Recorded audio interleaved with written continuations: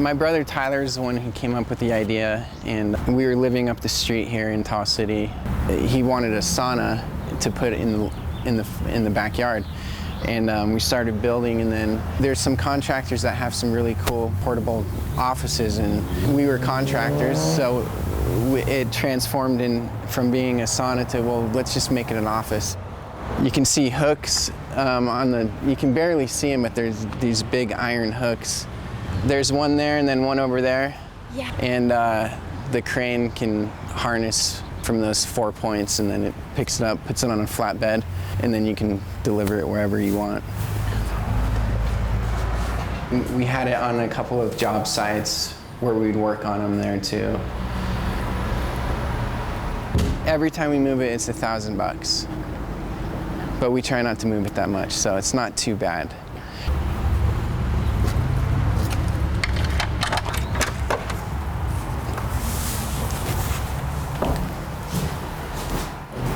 Stone floor? Yeah. So you weren't trying to make it light and... No, I mean, it's like, we did look into the weight though. As long as you're below 20,000 pounds, a standard crane can pick it up.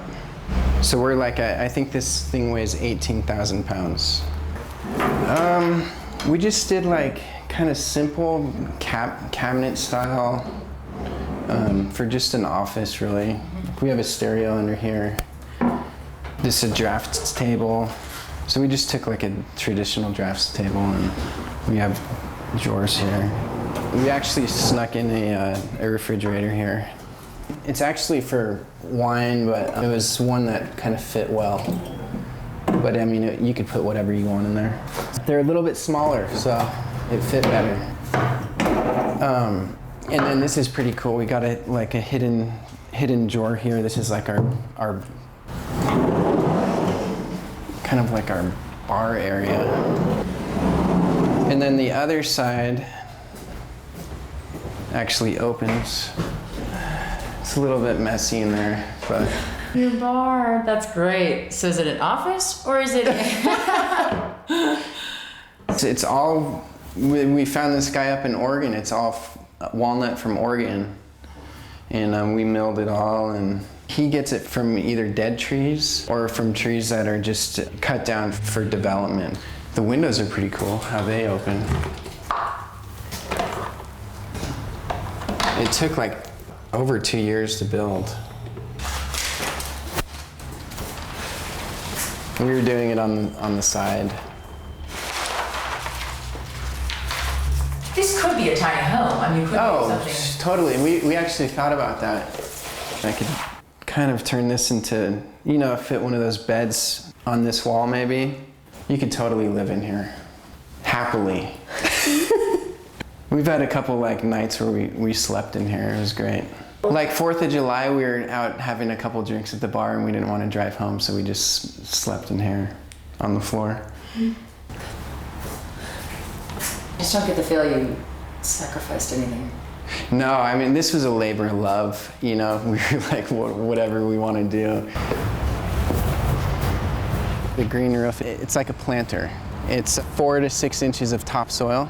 I would say the most important thing for the green roof is good drainage. And so at the very base of the roof, we have a system where the water can drain, but the soil stays up there. That's like a piece of foam covered in a piece of cloth. Yeah, so it's an automatic sprinkler. It gets watered like 10 minutes in the morning and then 10 minutes at night.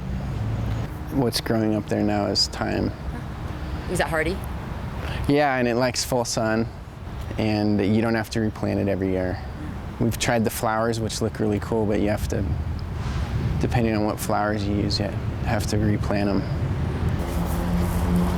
Once it's in there and growing, I mean, it's almost maintenance-free. Some weed pulling here and there. So I started getting power over here. That's a main issue. You need power for an office. But the power's been it's ready to connect, but nobody will connect it because I can't get a permit.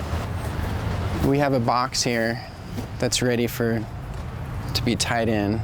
And then I have my breaker is behind here. It's just a regular house breaker. Just started building this one day in the driveway, so we didn't really look into the regulations or anything. It's a little bit outside the 120 square foot parameters. So we're getting a permit here we still haven't got a permit.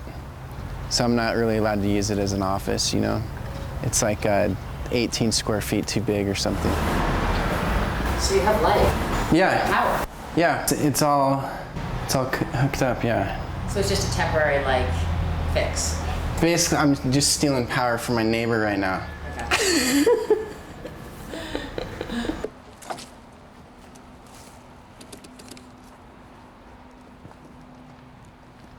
Yeah, it's a power issue. That's the hardest thing that we've had. Otherwise, it's pretty, the person that owns this property has been really cool. This was a complete derelict, it was like a derelict property, but in the past 6 months, he paved it and turned it into a place where the community can park. It was a vacant land, and we're like, we need somewhere to put it, so we just called him and asked him if we could park it here, and he said sure. So it's not a problem at all to find a place to park because it's small. That was easy, and you're paying rent, so they look at it as like, wow, this is actually great. But the city doesn't. You're outside the parameters, so they don't know what to do with you. It's not that they don't want to work with you, but we're looking through the rule book, and it's like you guys didn't follow any of the rules, and it's beautiful, but we just don't know what to do with you, type deal. If it's commercial, I think it seems like there's way more rules and regulations. You know, you have to have a handicap parking spot for a commercial place. It's a lot of like, can people come to your business and use a restroom, which makes sense, you know. But we actually got a letter from these guys saying if someone needed to use the bathroom, they could use theirs next door. That was one of the things that we had to figure out in order to get a permit.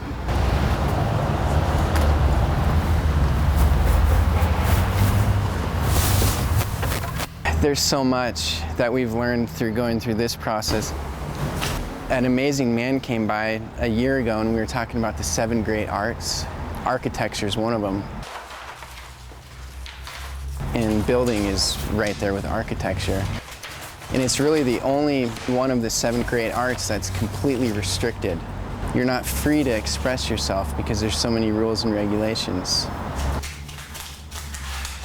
If you look at like writing, you can write whatever you want, or if you want to sing, you can sing whatever you want.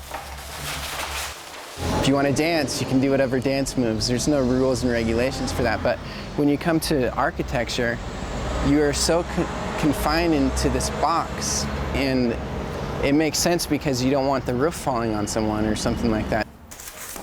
So you kind of have to have it, but it's just a little out of balance because if you create something that's totally safe, you can still have a really difficult time doing something with it. It's been almost 2 years. just permitting. Yeah, we're at a standstill now. We just kind of gave up. I was thinking maybe I'll just put some solar panels up and say screw it, you know? And that you're not using it as an office? Yeah.